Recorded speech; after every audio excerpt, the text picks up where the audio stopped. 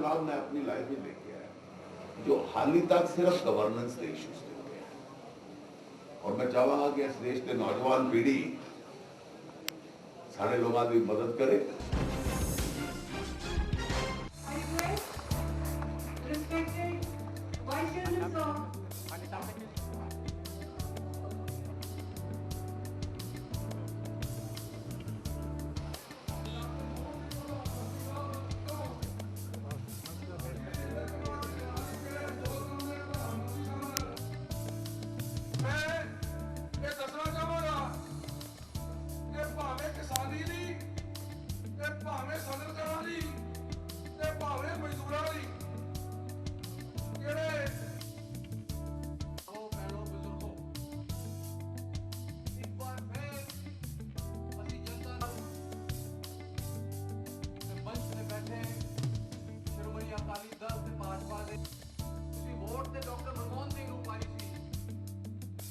ताकत एकदम साफ है कि अगली सरकार मोदी जी प्रधानमंत्री होंगे तो एनडीए की सरकार आएगी।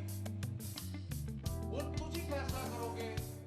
हिंदुस्तान के लोगों ने फैसला कर लिया है कि आने वाला प्राइम मिनिस्टर श्री नरेंद्र मोदी होंगे कि नाल जेटली होंगे। का हिंदुस्तान की लोग कटनी है नहीं तो हिंदुस्तान की लोग कट नहीं सकती। ये आगे आप फैसला करना अंधेरी चल रही है जिन्हों मोदी की अंधेरी नहीं कह सकते हो।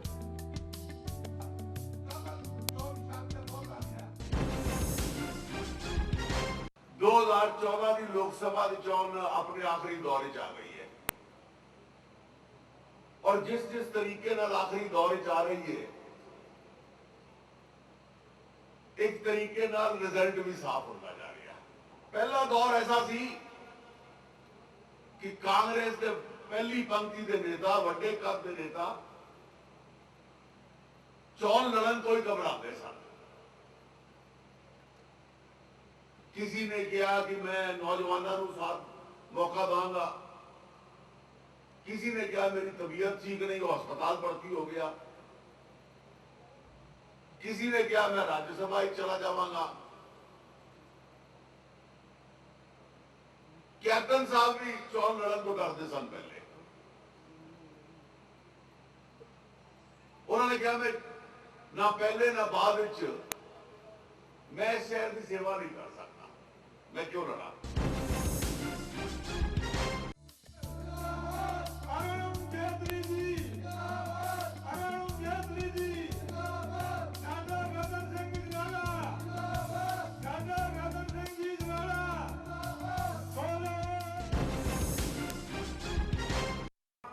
इन्हां दी ते मोदी साहब की राह नाल चलेगी।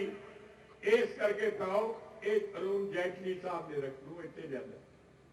और मैं तुहानू बेनती करना हुण अपनी इज्जत का सवाल है, अपने वकार का सवाल है।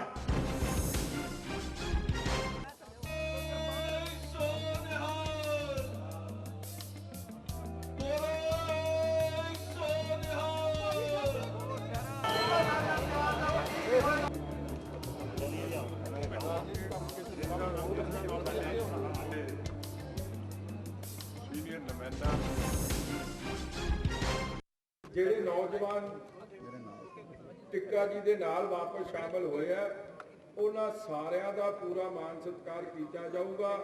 ਕਿਸੇ ਨੂੰ ਕਿਸੇ ਚੀਜ਼ ਦੀ ਕਮੀ ਪੇਸ਼ੀ ਨਹੀਂ ਰਹਿਣ ਦੇਵਾਂਗੇ। ਸਭ ਦਾ ਬਹੁਤ ਬਹੁਤ ਦਿਲ ਦੀਆਂ ਗਹਿਰਾਈਆਂ ਚੋਂ ਮੈਂ ਤੁਹਾਡਾ ਮਾਤਾ ਜੀ ਨੇ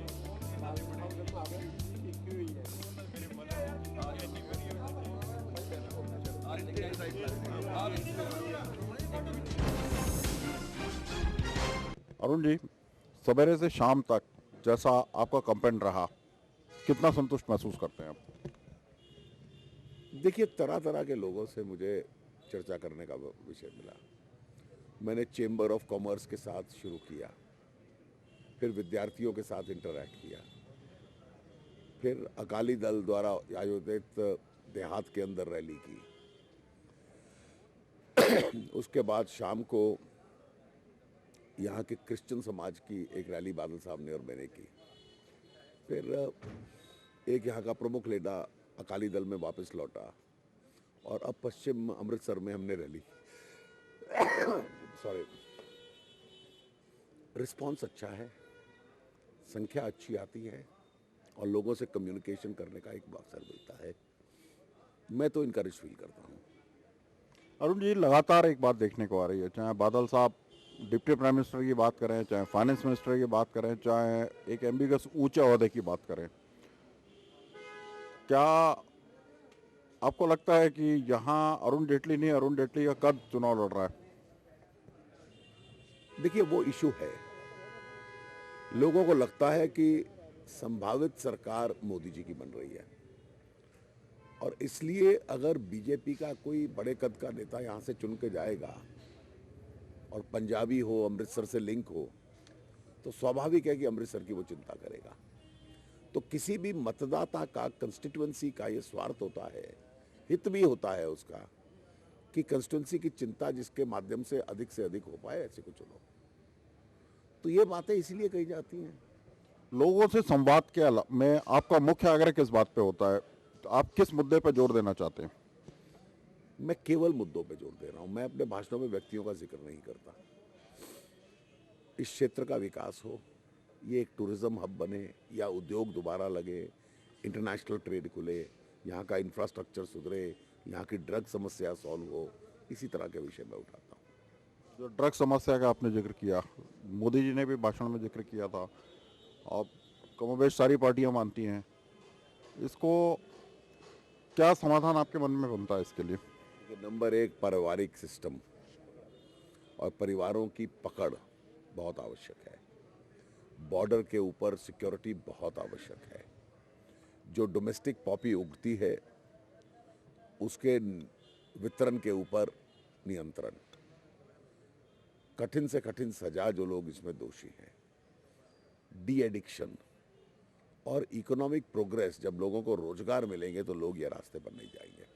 मैं तो यहाँ तक मानता हूँ कि जो नशीले पदार्थों को रोकने का उद्देश्य और मिशन है, उसका मेरे दृष्टि में चुनाव से परिणाम से कोई रिजल्ट नहीं रहेगा।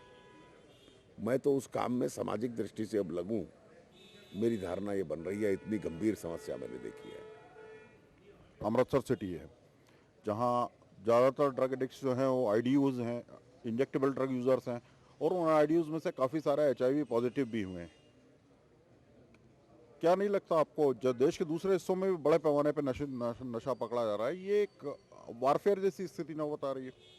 यहाँ उगता नहीं है और पंजाब ऐसे लोगों को पकड़ने में बहुत आगे है। आता दूसरे स्थानों से है, राजस्थान से आता है या सीमा पार से आता है, और इसलिए सीमा के ऊपर निगरानी अपने आप में बहुत जरूरी हो गई है। ड्रग के अलावा कोई और ऐसी बात जो आपको महसूस होती हो कि अमृतसर के लिए अब इस मसले को मैं आगे निकालूं? चाहूँगा कि यहाँ खेल का एक इंफ्रास्ट्रक्चर बने और खेल का अच्छा इंफ्रास्ट्रक्चर बने।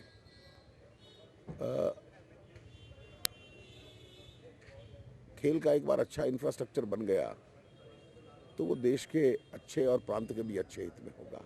तो पंजाब में खेल का बहुत अच्छा माहौल है। यहाँ स्किल डेवलपमेंट, लैंग्वेजेस ट्रेनिंग, जिसके माध्यम से IT का विस्तार हो सके, ये भी अपने आप आवश्यक है। आपने ड्रग्स की बात कही, आपने स्पोर्ट्स इंफ्रास्ट्रक्चर की बात कही, ये दोनों, आपने IT की बात कही। मेरे ख्याल से तीनों चीज़ें एक लॉन्ग टर्म पर्सपेक्टिव की तरफ इशारा करती हैं। इमीडिएट और मीडियम टर्म के लिए कुछ कहना चाहेंगे? Security, policing, BSF, narcotic control bureau, ईमानदार अधिकारियों को लगाइए, न्याय करने वालों को लगाइए, किसी दबाव में आने वालों को ना लगाइए। अरुण जी, आप चाहे अमृतसर में चुनाव लड़ें, चाहे आप सिक्किम से चुनाव लड़ें, नेशनल इश्यूज आपका पीछा नहीं छोड़ सकते। इस समय जो राजनीतिक परिस्थितियां आपको देश की लग रही हैं, उसमें सिग्निफिकेंट या अंडरलाइनिंग बात क्या लगती है? कांग्रेस से लोग मुंह मोड़ रहे हैं। ये जो देश को हम ही चला सकते हैं अहंकार था, देश उसको अस्वीकार कर रहा है। जितना खराब आपने देश को चलाया है, उसके लिए उनको सजा देने के मूड में देश आ चुका है। मुझे लगता है केंद्र बिंदु देश की राजनीति का ये है।